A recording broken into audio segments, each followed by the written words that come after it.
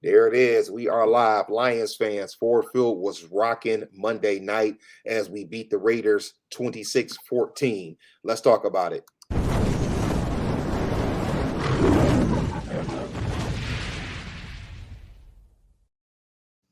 Well, son, our boys bounced back from that horrific game in Baltimore the other week, and we beat the Raiders at home, prime time, Monday night, 26-14 in Ford Field. What was your overall thoughts on the game? Before we get break down offense and defense, what was your overall theme of the game?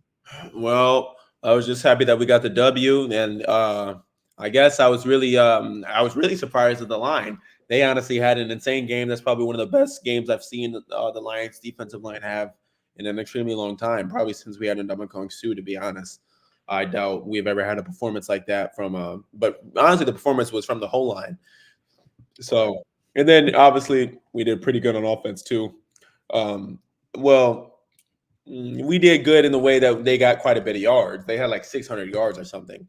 But we'll talk more about that. They had a lot of missed executions that, like I always say, I think a better team would be able to catch up to them and beat them. But we'll get more into that, I guess. Okay, okay. Well, I'm gonna let you present as we go over our talking points. So what we're gonna do is let's start with the offense. Let's start with the offense first. What was your thoughts on how our offense performed last night? I mean, for the most part, we were able to move the ball well, as you can see. I was really happy with our boy Jameer Gibbs. That I kind of brought this up in a TikTok. I don't think he's gonna because I already brought this up before. I don't think he'll get 26 carries a game, but shoot, he handled it well. Like he could take 26 carries a He game though. did. So I was really happy with that. Um, but no, honestly, I wasn't. To me, it was 26-14. I was honestly surprised when they had to show me the stats for me to realize the Lions were dominating like they were. They Because were. once we got into the second half, to me, it didn't really seem like they were killing them because they weren't. Like, look, you can see all the field goals they had to kick. In my opinion, they still should have. They didn't really kill the Raiders. They just beat them when they really had an opportunity to kill them, though. Like, I think were we them. Did he kick 4 field goals? He I thought kicked he missed one. three, if I'm not mistaken. No, he kicked four. You're right. He kicked four. Yeah, because I know he missed one. So it's just like, dang, I get that you're not going to score all 4 times, but you got to score 2 of the 4 times, though. I'm not going to lie. Like, they got to score a TD 2 of the 4 times. Uh, and I guess, I'm sure we'll talk about more specifics later. But then, you still have to. I know some people are down on JMO, but it's probably not as bad because we're winning. But, we still got to give the young man a little more time. Like, the dude's still just too fast to get too mad with them. So yeah, but clearly he does look. I'm starting to realize that maybe he's scared to get hit because he was looking at that guy before he caught that ball. Like he was like, "Geez, I don't Right. know what it is." But yeah. Right, right. I know. I hear you right there. That was a good pick right there by Kirby Joseph. Yes, let's start. So let's break down offense individually. Let's start with quarterback Jared Goff. What was your thoughts on JG last night? Uh, uh, I guess without seeing his stats, I mean, the main thing I remember from Jared Goff was I'm pretty sure it was a horrible pick six that he threw. That's the main thing I remember.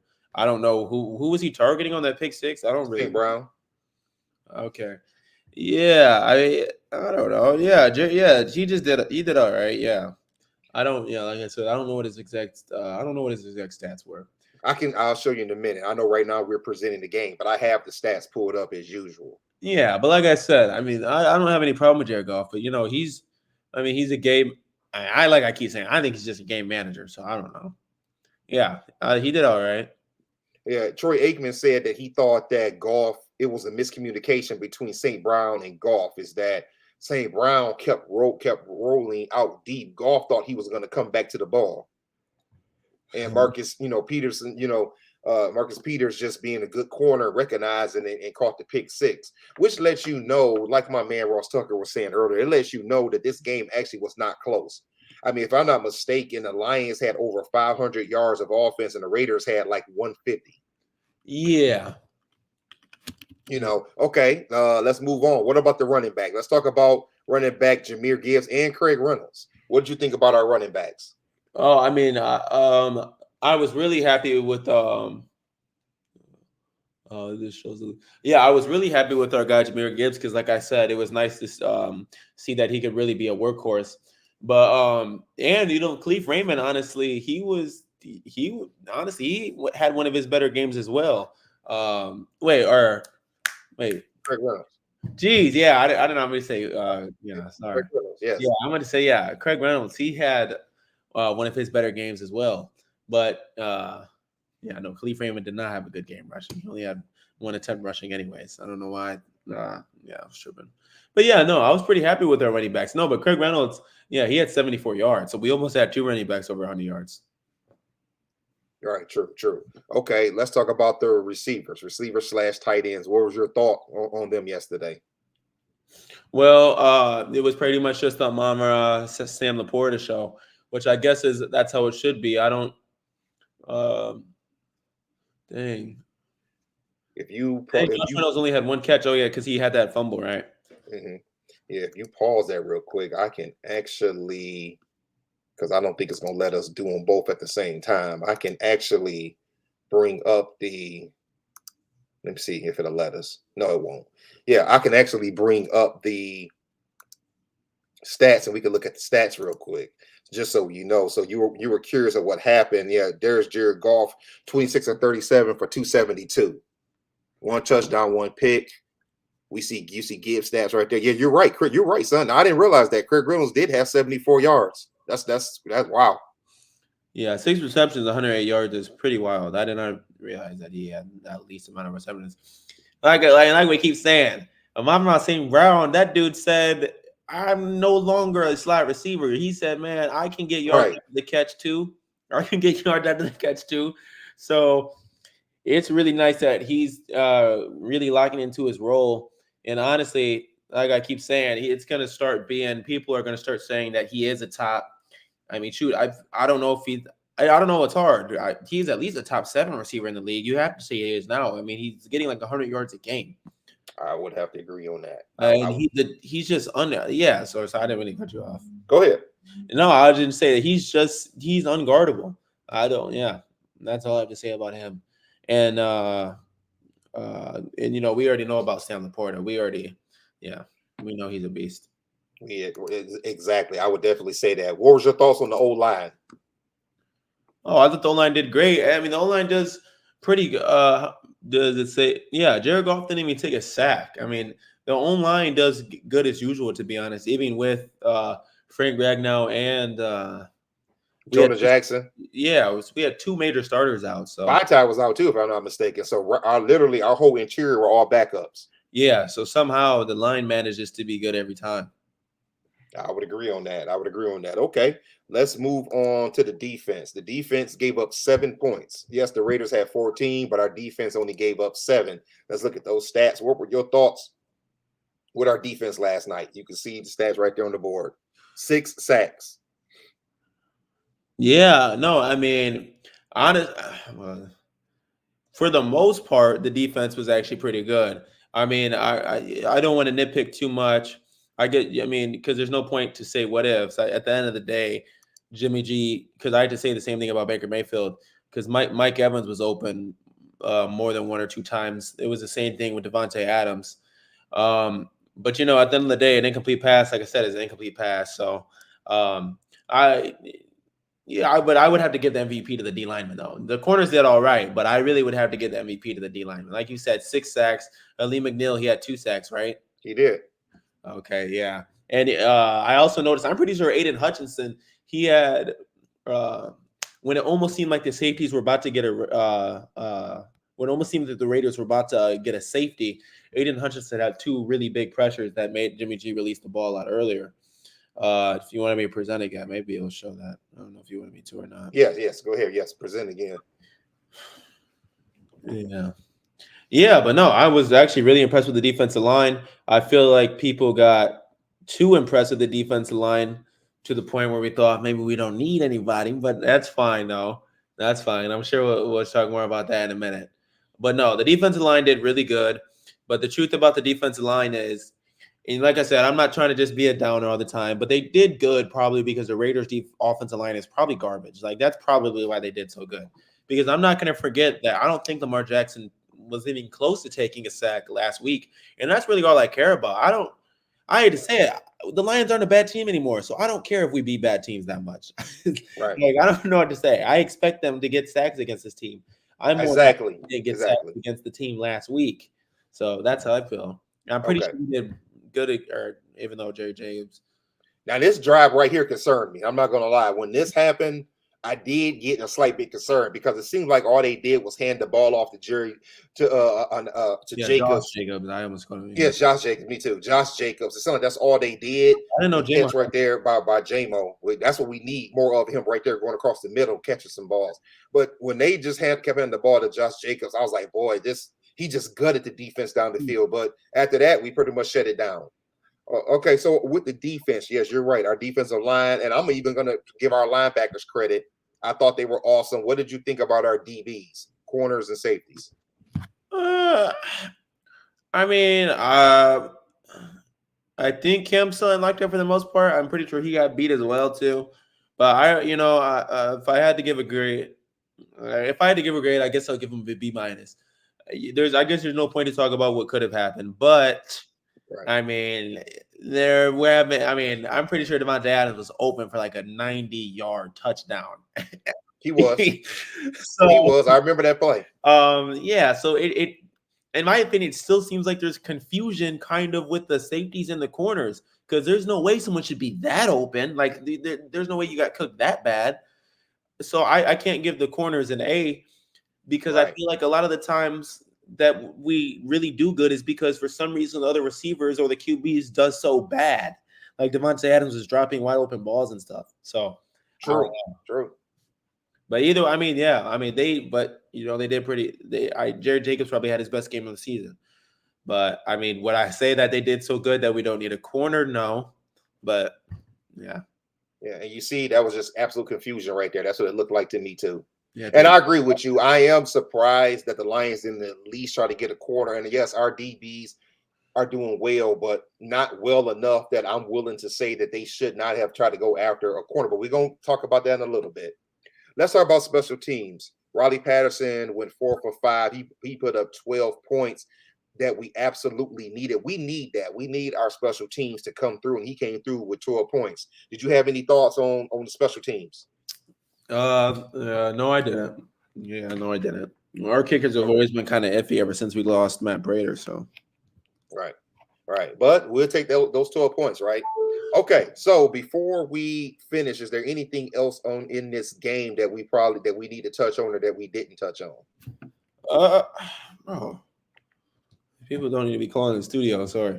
Honestly, trying to think. I mean, they didn't play so bad. I guess I just wanted to see them kill them, and everything Right, else I have to say right. doesn't really have to do with the game. I guess one thing I have to say is people like I don't know. I guess I kind of understand what people say with some things. People say we need to trust the process and that the Lions aren't looking to win it all now, but it's like, so when are you looking to win it all? You're in the position to win it all now because the teams aren't really that good. It's not like there's a just it's not like it's a few years ago in the NFL where I don't know, you could tell that there was some like super power teams that would clearly could win the Super Bowl. And bro, the Lions could go to the Super Bowl now. So for people to just throw them out the conversation and say that's why they didn't make moves is not an excuse to me. I don't know. It confuses me because they don't really need anything on offense. They're literally just like two pieces away. They don't need a linebacker, they need a defensive lineman, and they need a cornerback. So people say trust it, but I don't know. We're probably only gonna have like between the 27th and 32nd pick. So who are we gonna get with that pick? I guess I mean you can get good players, like don't get it wrong, that's a first round pick. But I don't know. I don't know. Okay, that's where I was going next because I want to talk about what happened today for the trade deadline. You hit on some of it, but let's continue to hit on it. I thought that the Lions would at least make one move, something. I mean, they made a move, but I'm talking about like one major move, a defense, an edge, a corner, maybe even a running back. Yes, I know that Gibbs did excellent. Yes, Gibbs seems like his confidence is growing. He's coming to his own. But I'm going to go back to what I said earlier. Sometimes a good defense is a good offense, And if you have a hammer in the backfield like Derrick Henry, when it's 2nd and 1, he's going to get you that 1 yards behind the offensive line. That means that the clock is going to keep ticking. Sometimes I get a little nervous with Gibbs and Montgomery when it's 2nd and 1, 2nd and 2, Oh, because I want a hammer back there that's going to get you that first down. So I thought they would do something, but we did a little something. We bring in Donovan Peoples-Jones. I saw on our Twitter earlier, you were commenting on his son, and somebody responded and said that, it is a good move because he will put pressure on J-Mo to start stepping up, because if J-Mo doesn't step up, Peoples-Jones can move into that number 2 spot. First, tell me what you think about picking up another receiver, another depth pick, and then we'll talk about what the Lions didn't do. I mean, to be honest, I'm not kidding. I jinxed it because if I was telling myself I was gonna bet money that they weren't gonna take a receiver, I was like, dang. I was like, I bet you they don't. I was like, I know they're not gonna take a receiver. I guess I kind of. Oh, that's what. And actually, no, I take back what I said. That was good coverage by Cam Sutton. I forgot about that because Cam Sutton. No, maybe I can skip it back. Cam Sutton bumped him off his route and he bumped him out of bounds. And people actually got to notice that he bumped him out of bounds right there. That's why he didn't catch the ball. So maybe I take it back what I said. That was honestly was good coverage right there. But sorry, I forgot about that because I remembered seeing that play yesterday. Because some people don't understand some stuff about corners, and they probably maybe because I got confused and thought he got burnt, but they showed it back in slow motion. They showed it wasn't pass interference because he was looking back at the ball, but he like steadily pushed him out of bounds, kind of. Right. But wait, sorry, what was I saying? We're talking about Donovan Peoples-Jones. Yeah, so I mean, when Coach explained it, I realized that maybe that's a decent thing. But honestly, I was thinking they weren't going to get a receiver because I figured that would kill J-Mo's confidence. That's what I really thought. I figured it would kill it. But part of me is like, if it kills his confidence, and that just means he has a weak mindset, though. He should. You're right. He should. It should just light a fire under Right. this. I think Donovan Peoples-Jones is probably going to play, though. Shoot, actually, That's what I think. I have to watch him. Did he play for Michigan? I don't know why the name sounds familiar. That's why his name sounds familiar. Yes. Okay. Yep. That's exactly why his name sounds so familiar. So, okay, let's talk about what didn't happen. Montez Sweat goes to the rival Bears for it was something like a 4th and a 6th.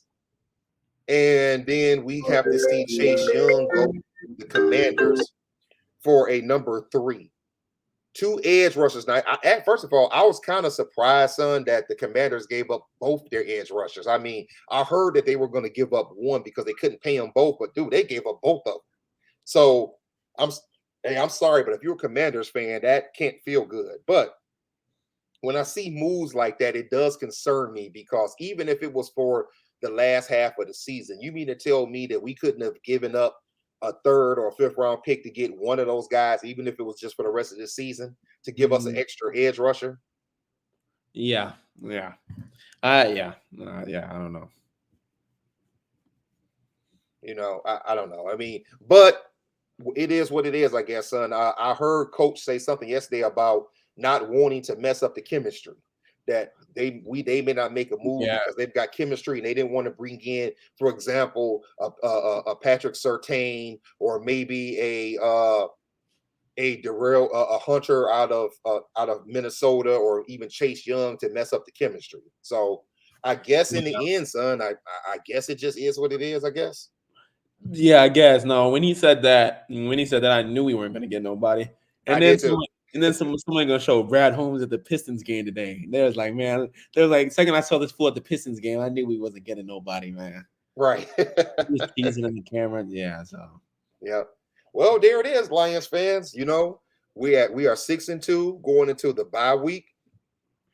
I'm happy with where we are. We said a couple of weeks ago, best case scenario, we'd be 7-1. Worst case, we'll be 6-2. We are 6-2.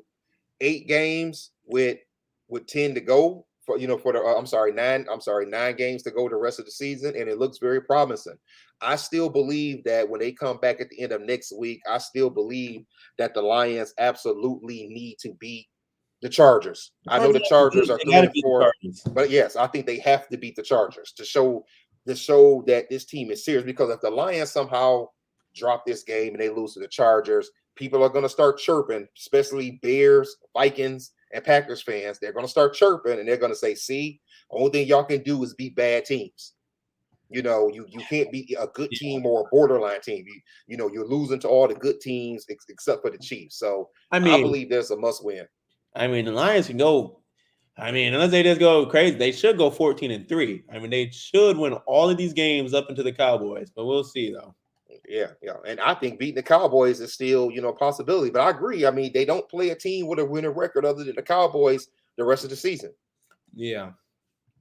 So I think that the Lions, and this is why I'm getting excited, because the Lions could be looking to challenge the Eagles for that number one spot. In the NFC? Yes, in the NFC. So you have to have the number one spot in the NFC to get a bye.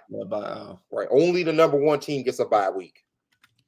Jeez. And right now that's the Eagles, and the Eagles are something in 1. 6-1, something like that. 7-1. 7-1. So it's going to take some doing to catch them. But if we can end up, somehow passing the Eagles, that'd be beautiful, because now you start out in the divisional instead of the wild card. So is there anything else we missed on this game? No, I don't think so. I think we covered it. I think it was a very dominant performance. Like my man Ross Tucker said earlier, I was listening to his show. He said, truth be told, the score was 26-14, but the game really wasn't even that close. He was talking about how dominant the Lions were. He said, man, the Lions were just dominant. They dominated the Raiders. The game really looked more like a 41-14 game. It was just a dominant performance. Yeah. But that's pretty much it, Lions fans. We're going into a bye week, a much needed bye week. I think it comes at a good time. Our boys are going to rest up, and hopefully in 13 days they'll bounce back, and we'll have some guys off of injury, and they'll be refreshed. Maybe the offensive line to be back intact, and we'll see what happens from there. Pretty much, son. I think we pretty much covered everything. If you haven't already, like, comment, subscribe on our YouTube page, go to our Twitter page and follow us and comment over there. Go to our TikTok page, follow us and comment over there. Son, I think we did it. If you don't have anything else, Lions fans, I guess we'll catch y'all next time. Peace. Peace.